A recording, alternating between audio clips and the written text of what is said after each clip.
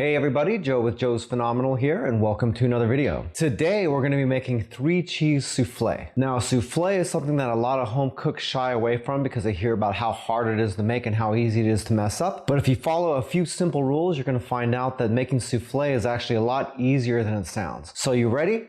Let's get into this.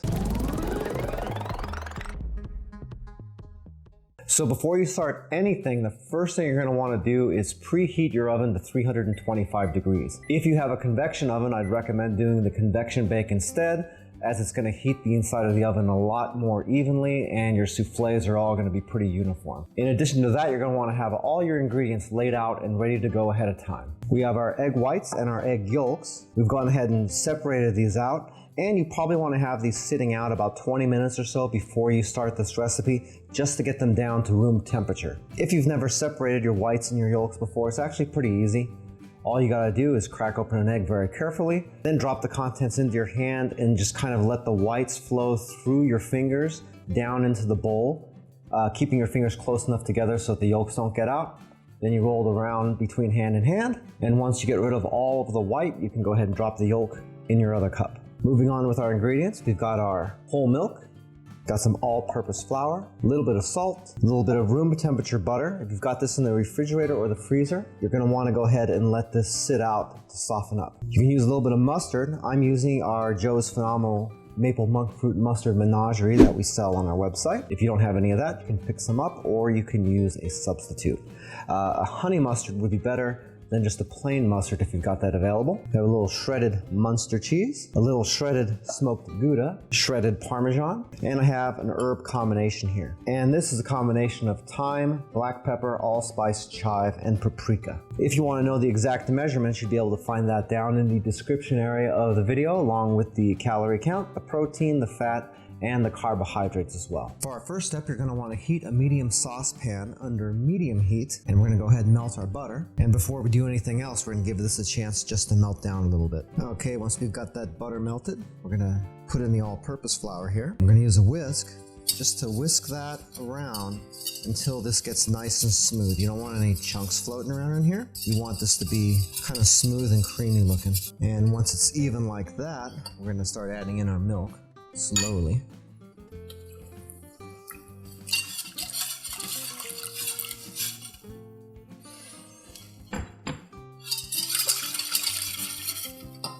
Once you got that in there, add in your salt.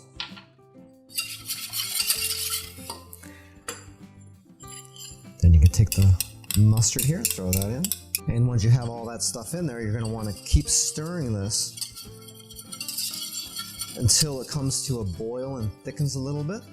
That usually takes about 1 to 2 minutes. See, it's starting to thicken up, but we want this to be pretty thick. And that happens very quickly, as you can see, that is thickening up really fast. And you'll be able to feel it in the whisk as well. Once this is thickened, we're going to go ahead and reduce the heat down to about a medium low, and then we'll start adding in our cheese. So I'll go ahead and throw the Parmesan in first. Each time you throw some of this cheese in here, be sure to mix it in really good before you go on to the next one, so we don't have too much dry stuff in there all at once. Next, I'll throw in the Muenster.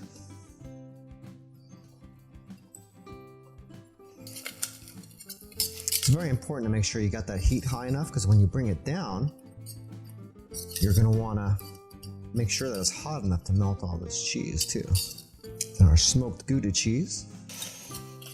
And once you have all that combined in here, got it nice and smooth. You don't want a whole lot of discoloration in there or chunks or anything. You want this to be pretty smooth.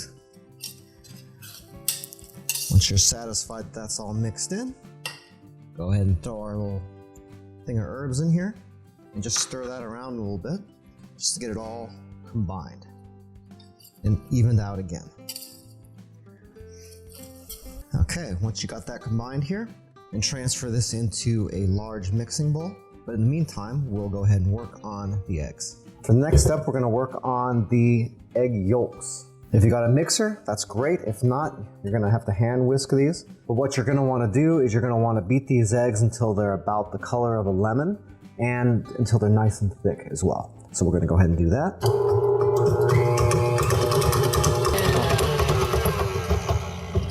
right, we'll check this out. And that's about how it should look, just like that. Nice bright yellow and nice and thick. So what we're gonna do now is we're gonna go back to our cheese mixture here that we just made. And we're gonna put about 1/3 of this into this bowl here. Just like that. And I'll just go ahead and use the mixer to just kind of combine that. Oops.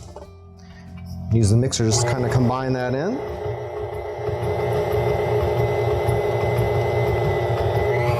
And once you got that combined, then we'll just go ahead and pull this out and take everything in our bowl, and we're going to transfer all that back to the bowl that we have our cheese mixture in. Like so. And we'll just kind of mix this around really good. And then we're going to let this sit aside and cool down to room temperature, which probably takes about 20 minutes. Look a little bit like that. Next, we're going to deal with our egg whites. If you're going to be using your mixer again, make sure you clean this bowl really well and dry it completely. Any contaminants that are still in here when you're trying to do the egg whites are going to affect that. So we want a very clean, dry bowl. If you're not using a mixer, then get yourself another bowl and clean and dry your whisk really well as well. Okay, now that we're back with the egg whites again, once again, if you're using a mixer, be sure to use the whisk attachment on that. And if you're just using a bowl and a whisk, then you got yourself a bowl and a whisk. You're going to want to go ahead and pour all your egg whites in here. Now they're down to room temperature, and you're just going to want to whisk this on high until your egg whites become stiff but not dry. Meaning you don't want dry, just totally dry foam. You still want a little bit of moisture to it, but you don't want it runny either. So let's go ahead and do that. And this will actually happen pretty quick.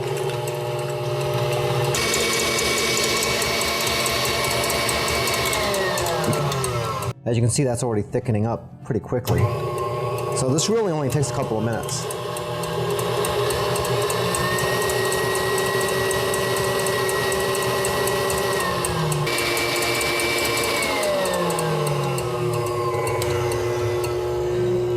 So you can see how much they're thickening up there. It's like we're almost to where we want it.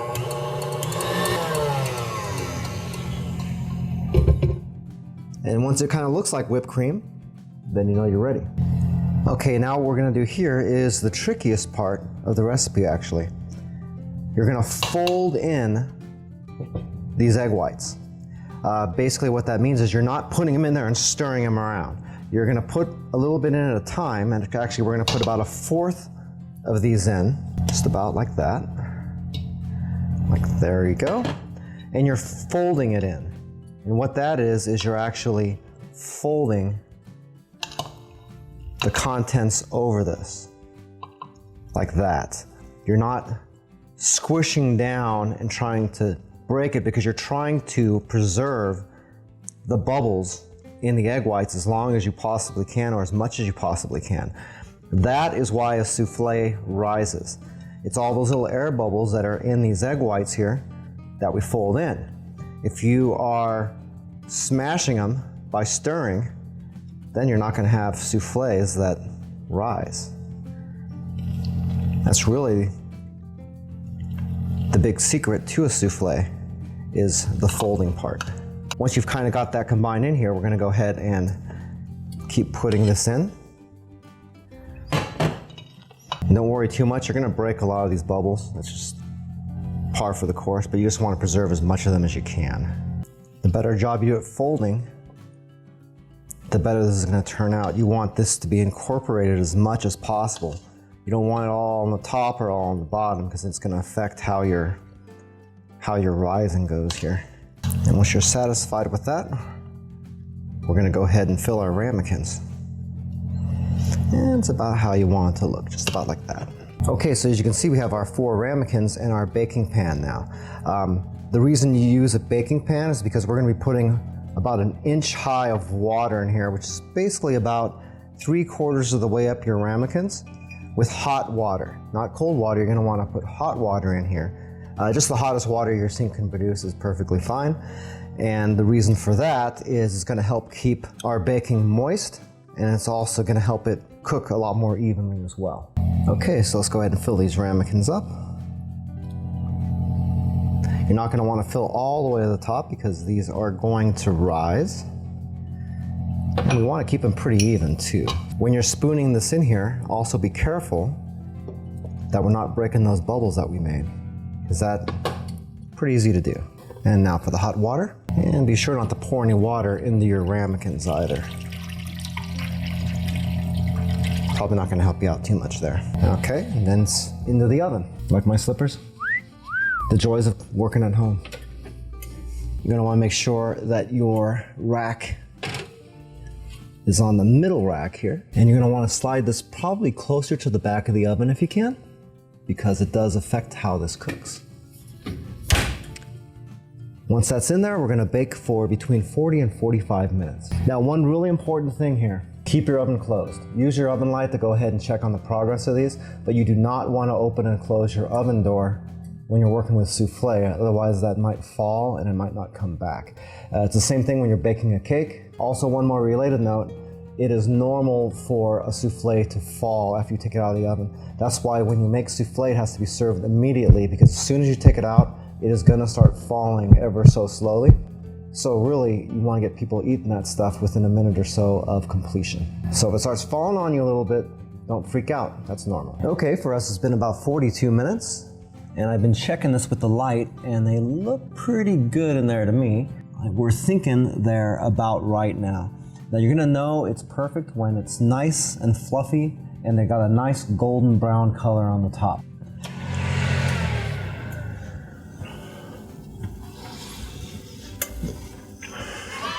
Yes, that is perfect.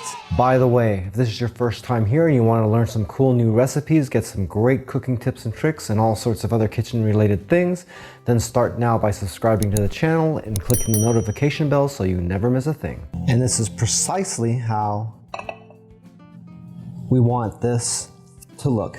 Nice golden brown. And it should be nice and creamy in the center, and around the sides cooked a little bit more. All right, remember before I was telling you a little bit about soufflés and how they don't stay risen very well? You saw how that was when I took it out of the oven. That was about 2 minutes ago. And now you can see how flat this has gotten. That's totally normal. It's because you have the absence of active heat on it. So of course it's gonna contract a little bit. Doesn't mean you messed up. It means that this is what happens if they sit for a little while, which again is why a soufflé has to be served immediately. Now for the texture on this, you want it to be more creamy in the middle and more cooked on the outside. For instance, if you were gonna make a dessert soufflé, like a chocolate soufflé, that's why it's almost kind of lava cakey, where it's cooked on the outside more and on the insides it's almost like molten chocolate. Same kind of deal with the cheese soufflé, slightly different texture. Plus you have all the obvious difference between doing something that's savory versus something that's sweet. But as you can see, if we break this in here, you should be able to just hear a nice little crunch as you're crunching through the top here, and then right through the middle. That's exactly the way you want your soufflé to look texture-wise. And you can just taste all the fluffiness in there, all the aeration in the middle. Really good. As you can see, it's really not that difficult to make, but it has a lot of wow factor and earns you lots of points. So have you tried to make soufflé before and you got a few funny stories or tragic failures that you'd like to talk about down in the comments? Well, I'd love to hear about it and see what you have to say. Once again, in case you didn't hear before, all of the ingredients and the measurements for this recipe are down in the description of the video, along with the calorie count, the protein, the fat, and the carbohydrates. If you'd like to learn a little bit more about Joe's Phenomenal, you can watch a couple more of our videos, or you can visit us online at joesphenomenal.com. I thank you so much for taking a little bit of time out of your busy day to watch one of our videos, and hope to see you again really soon. Once again, my name's Joe, and I hope you have a phenomenal day. Take it easy.